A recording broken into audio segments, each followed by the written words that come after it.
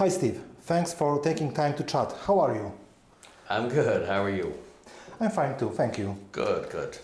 Maybe not everyone knows, but you are one of the main composers of the music in DEICIDE. Did you bring your riffs and songs to rehearsal from the same first beginning of the band? It wasn't always like that. Initially, we kind of wrote equally on the first record, and then around Legion, that kind of dropped off, and so I stepped in to pick up the slack where we needed more material. I would just come up with whatever we needed. It ended up being, 90% of it for about 10 years there. But recently, in the past few albums, and this past album, we've got, a lot of competent writers in the band now, and so I don't have to write everything anymore. And I didn't write everything. I wrote music. Glenn always did the vocal, the lyrics. And so now, we got the other guitars. It's kind of, again, it's an equally divided burden of work. 3 songs each per album, which is easy. It's not a big demand there. So I like it, and it makes for a diverse album. It's not a one-sided writer. Diverse styles of writing make the album, give it, an expansive kind of feel for the riffs and the songs, so it doesn't make it all kind of monotonous style. In addition to guitar and drums, you play also the piano. And here I have 2 questions. What other instruments can you play, and which instrument is closest to you? Yeah, well, I started with drums, and that's been pretty steady, and I got into piano for a while there, 20 years ago, I guess I started being into it, and I haven't played in quite some time, actually. I got more into playing guitar, Piano was fun, and but it was at a certain point to improve, get any better, you need to put a lot of practice in, like 8 hours a day, 10 hours, and so I could be doing other things, Piano doesn't have a whole lot to do with the bands, so I started playing more guitar, writing more riffs, focused on that kind of thing. So shifted my focus over to guitar more. And, but like I say, guitar and drums is what fuels the band.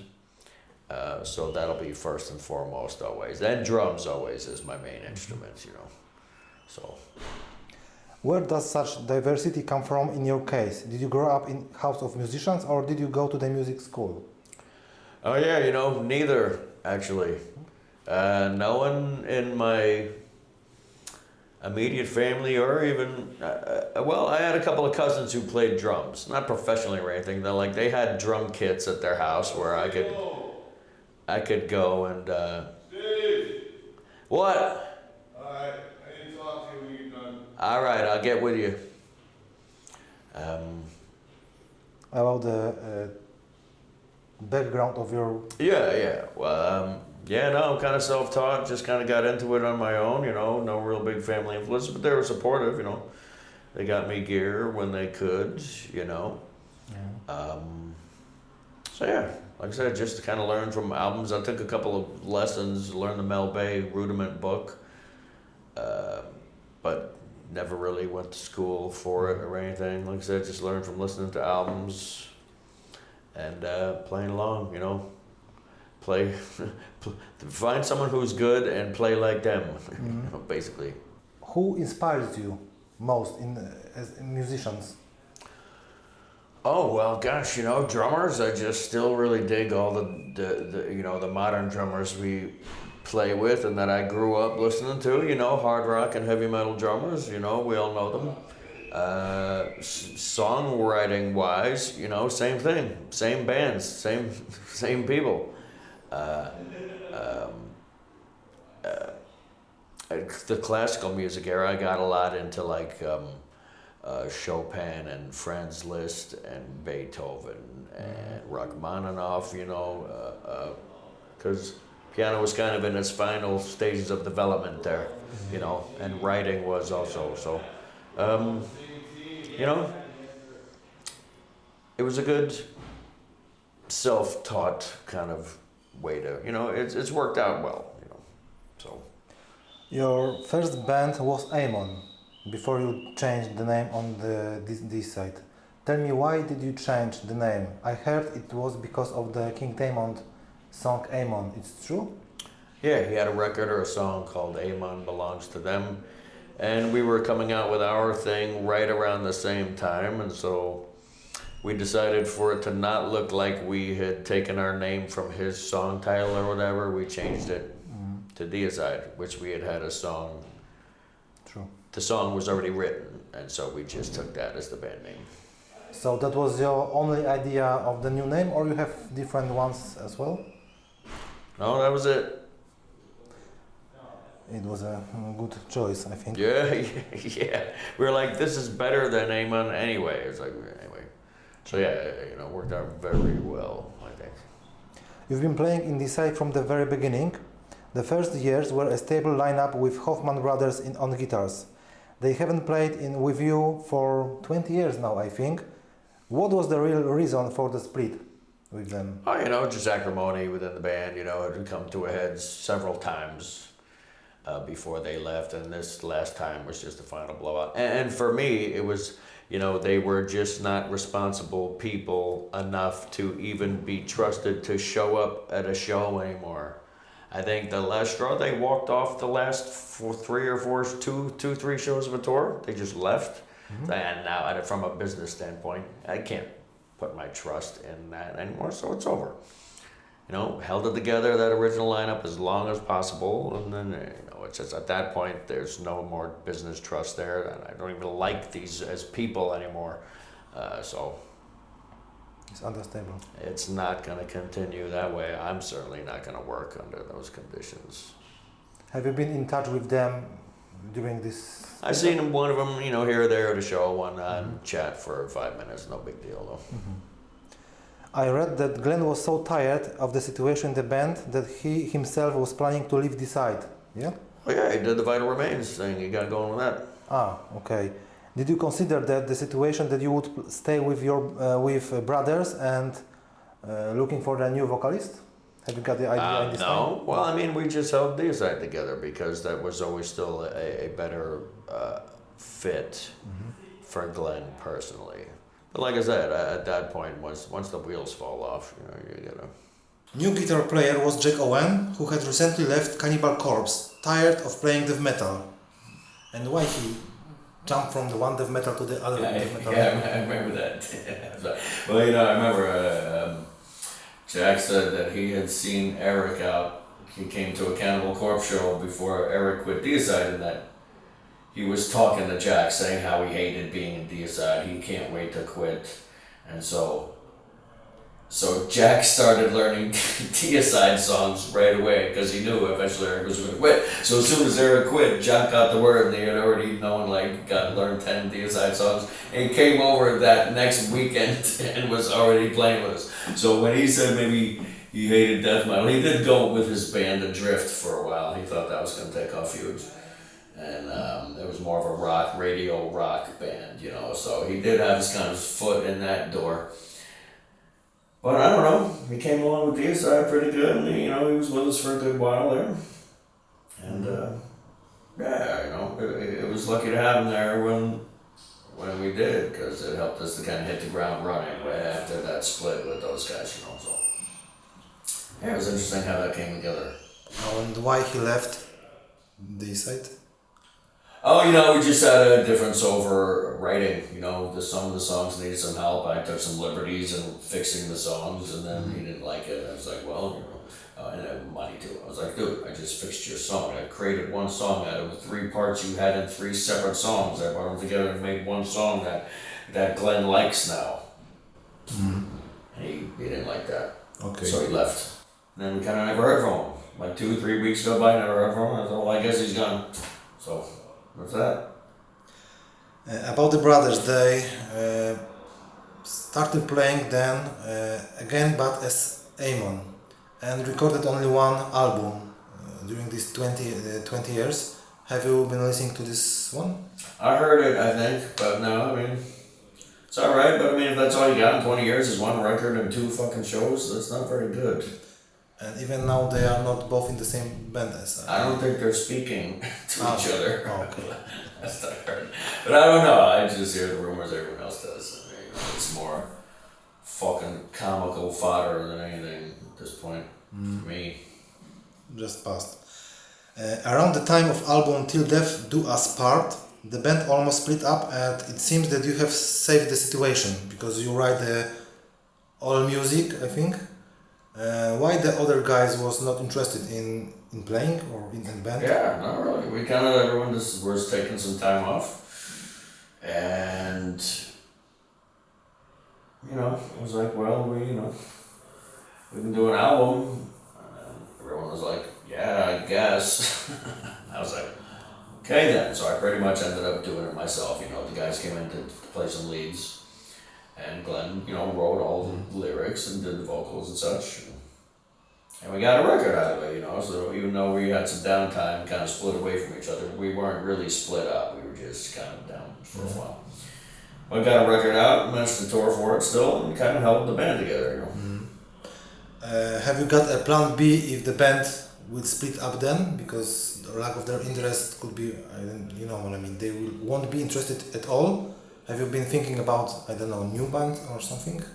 We did the project with Heavy Metal, Order of Enia, but that was fun. Did a couple records, but as far as being at an avenue of any kind of income, it really wasn't there. It's like building another business from the ground up. It would have been a lot of work and a lot of taking time away from DEICIDE, which is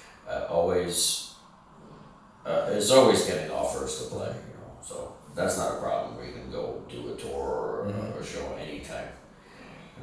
And it's worth it to do it, for good money. So that's always a good motivator to stick with something. I mean, it's not just a band, it's a business that we built up like anyone builds up a business. You don't just walk away from it. That's my position on it, You put a lot of time and effort into something, building it up, True. Your current lineup is quite solid. You think it will last longer than... Yeah, I think so. Because you've got one guitarist for a year, I think? Taylor has been in for a couple years now, I think. And he's a great fit, he's a great dude. Very talented and motivated, and they're all Kevy too, same thing.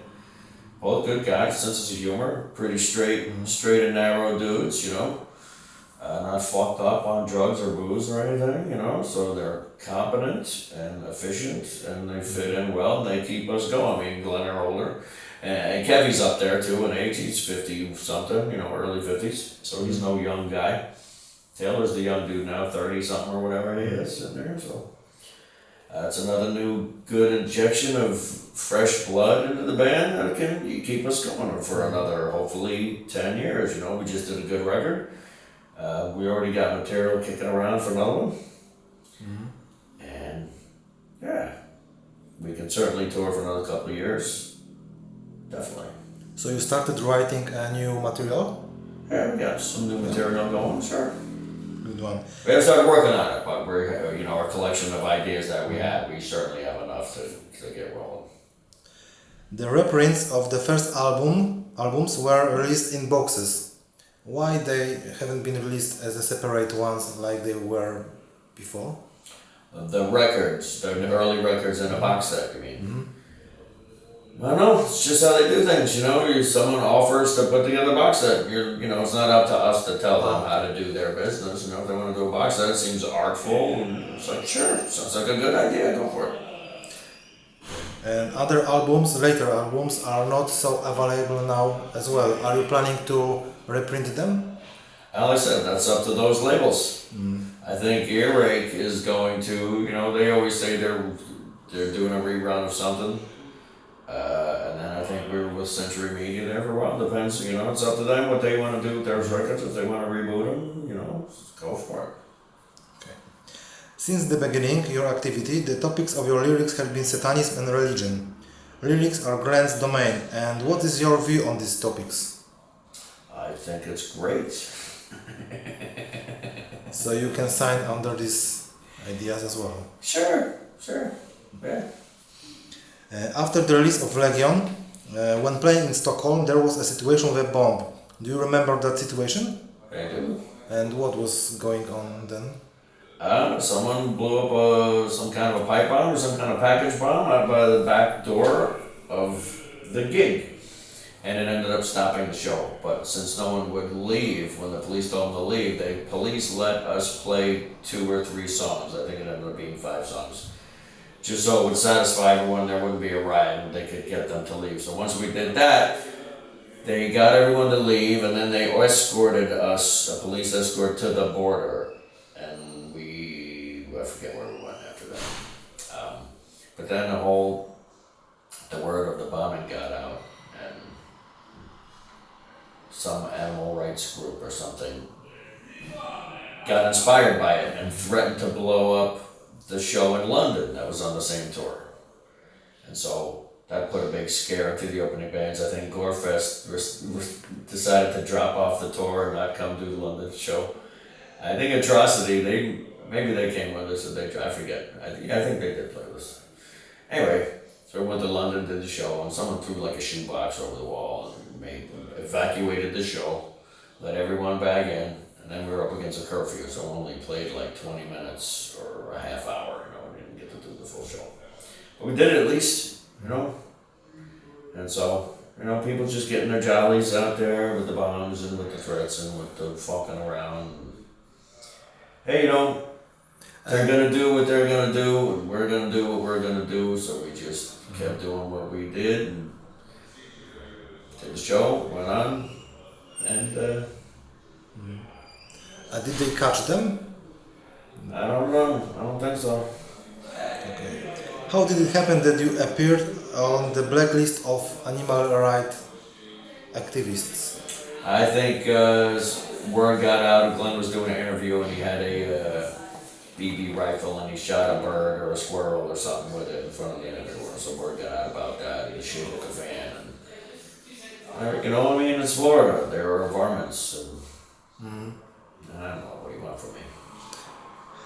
Your most controversial cover art is the one for Once Upon the Cross. I always wondered if the censored version with this blanket was the original idea on the cover, or this one which is inside with the Jesus. Now, the original one was the cut open one, but it was too brutal, so we let to make it work, let's get the one with the sheet over him. So it was like a secondary idea to get it to work. And then we said, well, we'll have the original artwork as the insert inside, so people can still check it out. And it looks fine. You can open, cover up the... It's like you're pulling the sheet away. Yeah. We should actually get that, like the movable, like a pop-up bug, move the sheet. There it is. True. Is it true that originally composed material for this album lasts about 22 minutes and you played in the studio it's slower? Yeah, that's true. We had to play it slower to stretch out the time. We didn't have any extra songs. Yeah. And I think when you played these songs live, you play them faster than the... They may be a little bit faster, but I do try to not overplay them fast because I still want it to resemble the album's feel and sense, and you can't do that if you blow it out too fast. It's kind of ruins it mentally from your memory, what people are expecting, It's like, oh, it's really fast, but you can't hear the intricacies with the music and the change. You can't breathe, It sounds better when it is, more natural and not rushed, Do you still feel the need to push boundaries when it comes to your album, cover arts and titles? The push the boundaries. Oh, yeah, well, sure, yeah. Art, especially in extreme metal, is supposed to do that kind of thing, and I guess, we pushed the boundaries this last one, but kind of for the wrong reasons. Yeah. People with the AI art controversy, people bitching about that, what do you want from me? I record on Pro Tools also, that's digital, I don't know. But tell me, what is your opinion about AI in art? I mean, do you think there's a threat that it can make too much than the band? Sure. They're doing it with music and with writing, and AI is getting into everything. How do you stop it? I don't know. Go back to a guy with a paintbrush and a canvas and that kind of thing. Sure, they still exist. A lot of people do their art on computers with the art programs or whatever. I don't do them, so I don't know the names of any of them, but I know people. going with the latest technology, this seems to be it. You know, if there's a backlash, there's usually some kind of backlash against stuff every so often, you know, so we'll see how that plays out. And what will really happen in the next, you know, for our next record. Let's see what's available then. And we'll see, I guess. You know, we're just going with the times and, you know, in '92 for Legion we did a computer art. And I don't know if they weren't considering it AI at the time, certainly, but it wasn't a guy with a paintbrush or anything, you know, and no one had a problem with that then. So I don't know what the problem is now. Maybe people will used to it as a new thing in art. Maybe. Okay, and Torment in Hell is the album that has the weakest opinion among your fans. Is it true that you recorded this one and in the second one album to finish the contract with Roadrunner? Yeah, but you know, you can only work with what you got. We did the budget for Once Upon the Cross was $40,000. The budget for In Torment in Hell was $5,000. That's to do everything. Record and mix. So we did in a week and gave him a record, a $5,000 record. So what do you expect? True. So it means it could be been done better. Sure. And do you like these albums? You know, I haven't listened to it in a long time. So I don't know. I don't know if I like it. I don't not like it. You know, I don't know. Okay. Since sometimes you are doing the videos for new albums, do you have your own ideas or you leave it for the filmmakers? How this process look like? You know, sometimes Glenn gets in there with the creative idea and gives the guy a thing to go with, but we don't micromanage the shooting or anything like that. Like, Glenn will be like, hey, how about if we, whatever, you know. Oh, okay, good idea. And if the guy has some good ideas too, we're like, yeah, let's do that. That sounds good. So yeah, where we can get something good made, we'll get in there and contribute if we are asked, or you know, see how it goes. You know, why not? What could it hurt? The new ones are really great. Yeah, thanks. They were fun. Before we finish, I would like to ask you about the bands you have been playing or play. Can you tell about them in few words, something? I will tell you the names and you can talk, okay? The bands I've been playing with? Yeah. Okay. Carnage. Carnage? Yeah. That was the first band I was in when I moved to Florida from New Jersey. And it was a cover band. It was in '85 to '86. And you know, we played Exodus covers and Slayer covers and Celtic Frost covers.